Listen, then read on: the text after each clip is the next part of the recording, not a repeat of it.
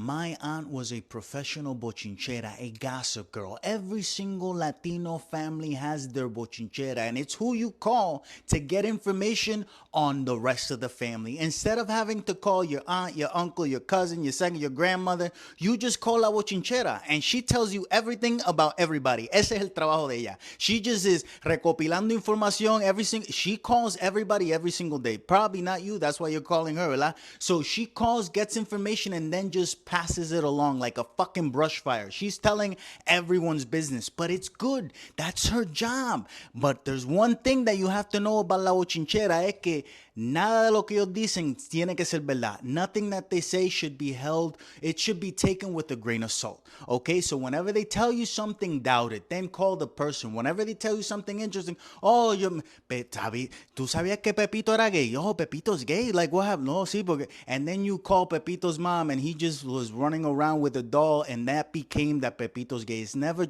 You gotta take it with the grain of salt, and then do your own investigation. One day it was so bad. I should say that my aunt was also mentally incapable, okay? Era un tuturu. She was mentally incapable of logic. So those people, you send them to a daycare in Puerto Rico. Yes, if you have a tuturu, despite the fact that she was 40, you sent her to a daycare. One day she comes back and she's like, oh my God, se murió el que vende pescado. The guy that sells fish, he died. Now, small town in Puerto Rico. The guy that sells fish means a guy that goes around on a bicycle. He has an igloo cooler in front of his bicycle, and he's selling you fish out of there. He's just rolling around in his bicycle. Pescado, pescado, tengo de chapín, tengo de... And that's it. That's what he did. That was literally his job. He would go fish and then sell it. Now, he also weighed 400 pounds, so it made sense that he would die at any moment. So when she said it, none of us doubted it in the family. Like, oh, pues, se jodió, ¿verdad? Now, what happened? That Saturday, she said that on a Wednesday. That Saturday, we're sitting outside under a mango tree, just taking in the fresh air, the breeze. Y adivina, guess who passes by? Pecado tengo. Milagro, pero tú no dijiste que se había morado. And my dad, being the asshole that he was. Ven acá, Juan, ven acá, ven acá, ven acá, Juan. ¿Qué pasó? ¿Qué quieres, Abraham? That's what he was, like, do you want fish? He's like, no, Milagro has said that you had died. No, yo no me he muerto. And we start making fun of Milagro. She's like, ay, yo no sé. Eso fue lo que me dijeron a mí. That's what they told me. That's how a bochinchera reacts when you confront them with the truth. So never do it. Just take their information and then just run with it, okay? It's more fun that way. That's the job of these people within our families. And I think that is the next evolution in Latino culture.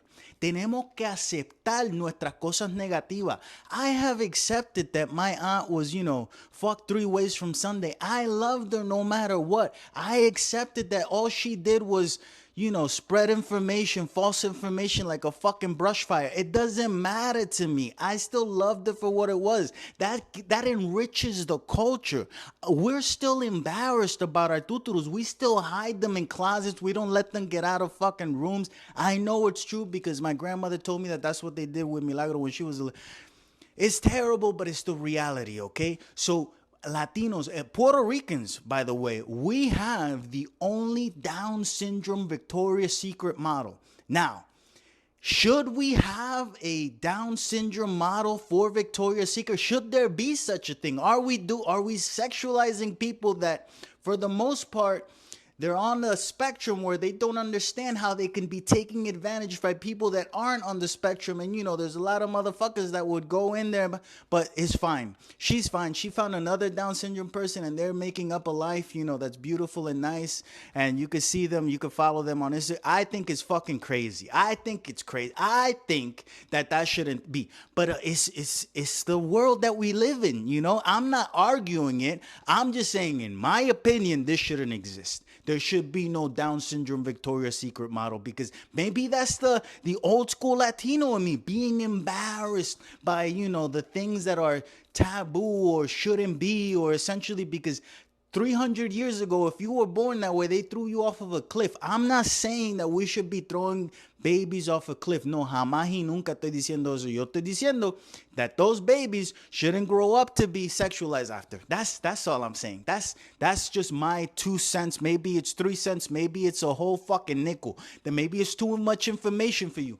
I just mean that if we were proud of our tuturus from the get-go, we would find better devices for them. You know, porque los blancos, non-melanin people, you guys, I have to say, admirable. Admirable how you put out your tuturus and you just don't give a fuck. You know, like there's shows about them. Like it's like look at the love on the spectrum and all this. It's crazy to think that this is the reality that we live in, that we have taken people with mental incapacities and all we use them for is entertainment.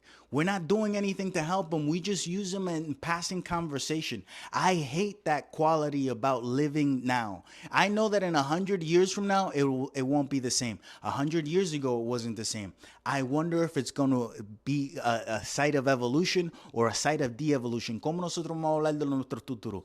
Pienso yo que deberíamos cambiar la conversación. The conversation has to change. It has to change in a way where we can get these people to help in society in a way that isn't numbing society. ¿Tú me entiendes? I feel a certain type of way. You ever go to the supermarket and you can tell that the person that's bagging your groceries is on the spectrum, but they're doing the best that they can.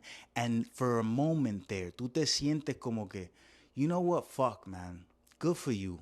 You know what I'm saying? Like it's a heartwarming moment where you're like, you're doing that, you're probably helping your family out that's been helping you your whole life because you can't really do much. Or you have movies like The Accountant where it shows that people on the spectrum are super geniuses on computer or surveillance. We haven't tapped into that yet. We don't take the time to find out what people are good at. Even us, like if you've been working at the same place for 20 fucking years, you might be a musician, but you've never held a fucking musical instrument in your hand. ¿Tú me estás entendiendo? Now, imagine those people. Imagine those people when you're like that, you already look incapable. The options that your parents give you or society gives you isn't as much as they would give a normie. ¿Tú me entiendes? So we have to expand these people from just being baggers at a grocery store or just at the register nowadays, because here in New Jersey there's no more bags, so they took away that job. Isn't that fucking crazy? In New Jersey they took away the jobs that was for the mentally incapable people, which was just bagging groceries by taking out fucking bags. Now you have the mentally incapable people in the aisle, right? And when you ask them a question, hey, where's the tomato? And they're like, oh, outside in the parking lot. I'm like, what the fuck are you talking? And you get mad and then you have to, center yourself. Oh my God, let me look at you. Let me take into account everything that you look like. Oh, you don't know what the fuck you're talking about. I'm sorry that I even asked you. It's not your fault. You shouldn't be where you're at right now. You should be either bagging the groceries or as a society, we need to find what you're better at. We need to find why isn't there a school for these people where they could let's try everything that these people could possibly, let's try them on computers. Let's try them on instruments. Let's try them on this, because the parents haven't had the time. I've seen people that have kids with disabilities. They're stressed the fuck out. It's hard, bro. So you expect them to be able to try everything out with it? No, that's what the fuck the government should be for. There should be programs like this. I'm saying this and I'm coming from a place of love, honestly, because I work in places where I see how they group them together and they just have them shopping around. It's like, they should just not be consumers, taking the money from the government from one place and then putting it into a corporation over here that then funnels it back so the rich keep, you understand what I'm saying. So I don't know how this whole tangent fucking started, pero en mi corazón yo sé que Milagro estaría feliz de que yo estoy diciendo esto. Why do Colombians nowadays just want to be Puerto Rican? ¿Qué pasa, parcero? No sean gonorrea. I would rather learn about your culture through your music, through your art. But lately, for the past 10 years, I would say J Balvin, Maluma, Karol G, and Karol G being the one that likes to steal the Puerto Rican culture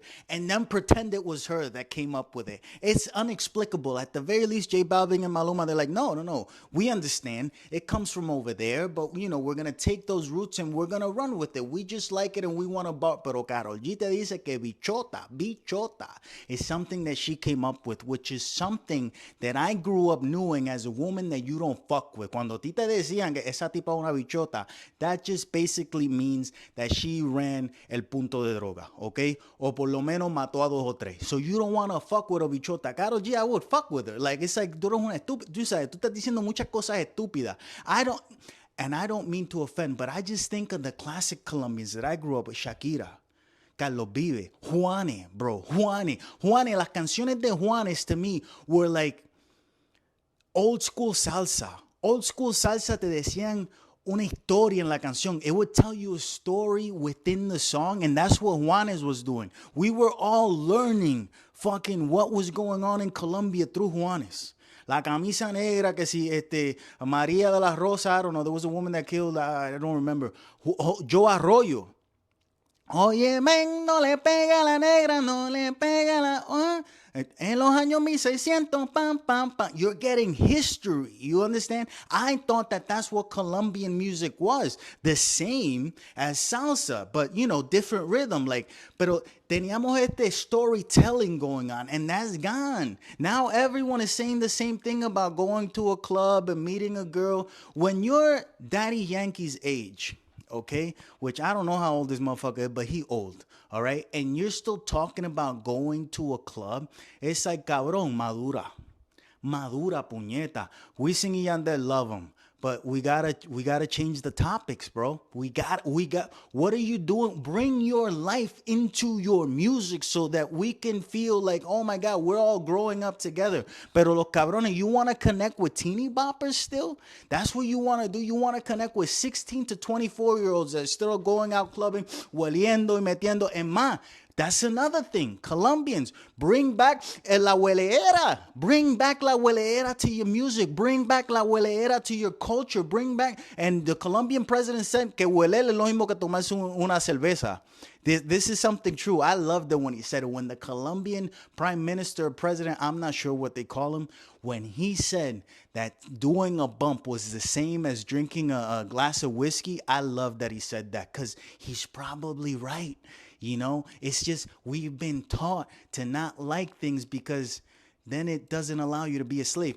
¿Tú me estás entendiendo? So, please, I think that Colombians should be more Colombian and Puerto Ricans just stop. Tú sabes, tenemos que parar con tanta pendeja because we're doing a lot. I love it. I love that we're doing a lot, but it has nothing to do with me. It has more to do with the Colombians trying to be Puerto Ricans. Puerto Ricans, we got to stay here the way that we are y seguir para adelante, pero tenemos que luchar puñeta porque Puerto Rico se está odiando también. That's a separate argument that I'm going to have maybe right now, puñeta. Sí, porque ¿qué está pasando Puerto Rico? How are we still so brain dead to reality? Brain dead to what's happening. Brain dead to fucking...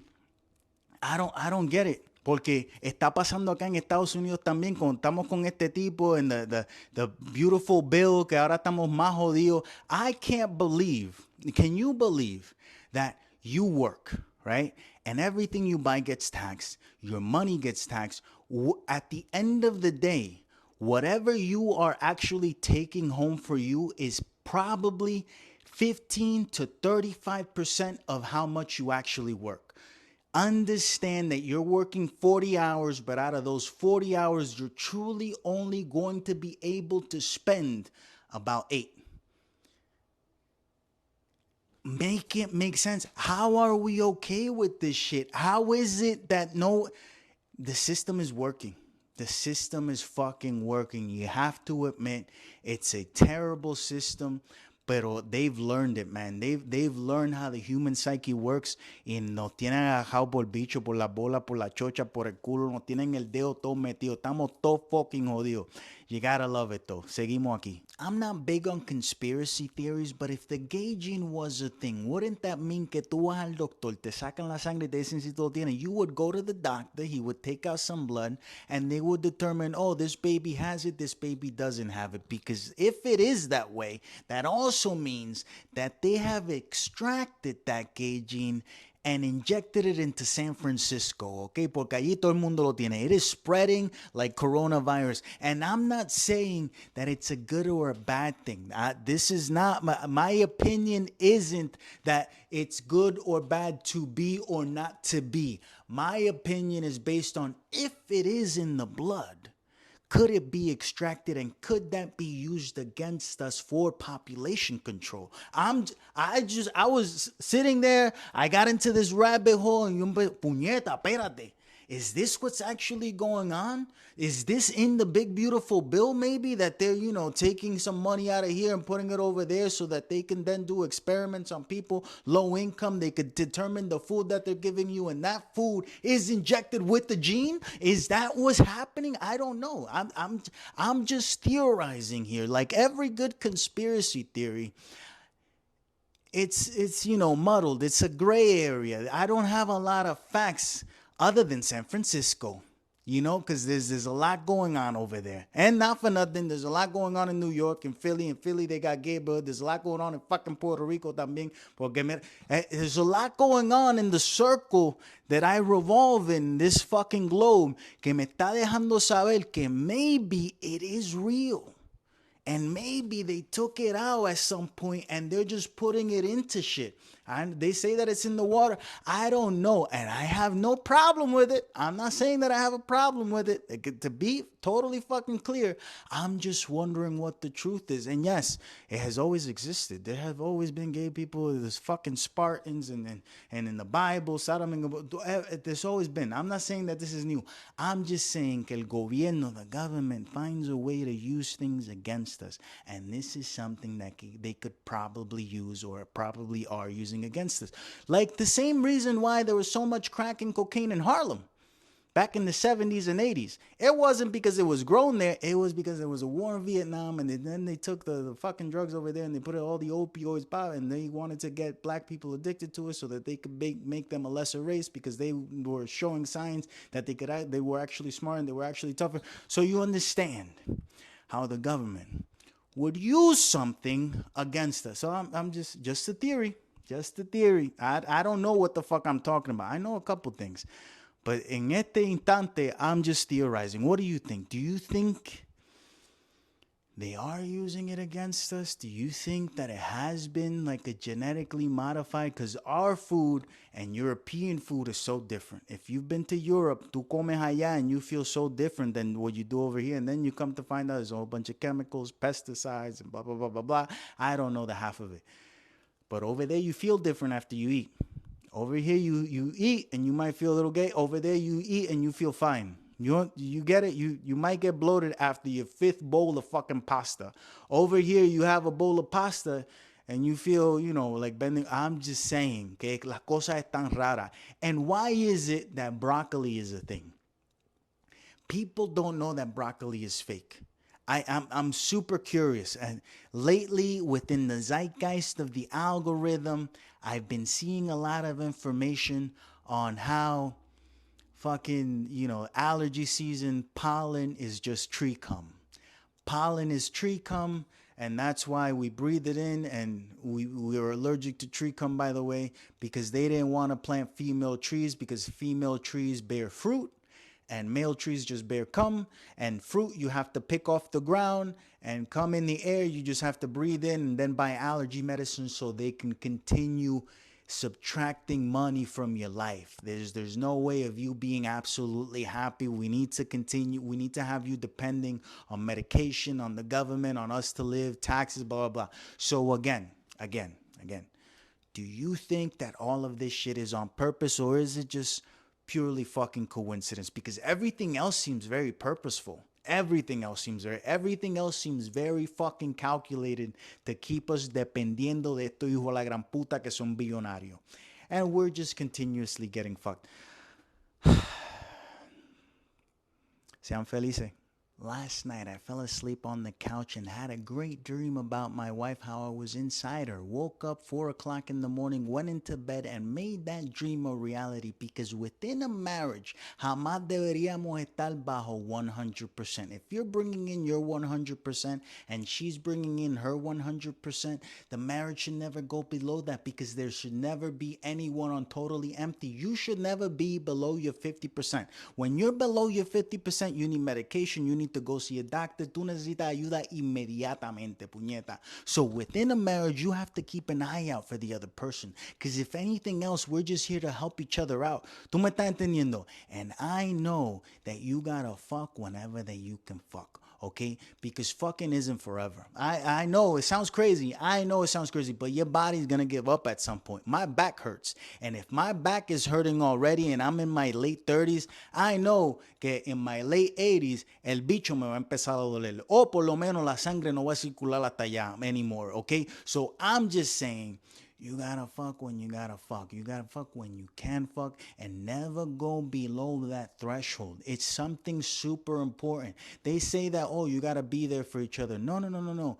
Not only that, you gotta learn how to be there for each other. Porque es bien interesante. Something that we have learned throughout the years is that I like to be treated a way that she doesn't like to be treated, and she likes to be treated a way in a way that I don't treat her. ¿Tú me entiendes? So there's always a problem. There's always conflict between two people. There's always going to be levels where you're always learning each other because you're constantly changing. She's constantly changing her fucking moods between her 35 fucking personalities. Y yo estoy acá in a level set, but I'm also in a level set where I'm thinking about this, and then she comes in with her bullshit, and today was the weekend, and I didn't want to do nothing, and she wants to do 10,000 things.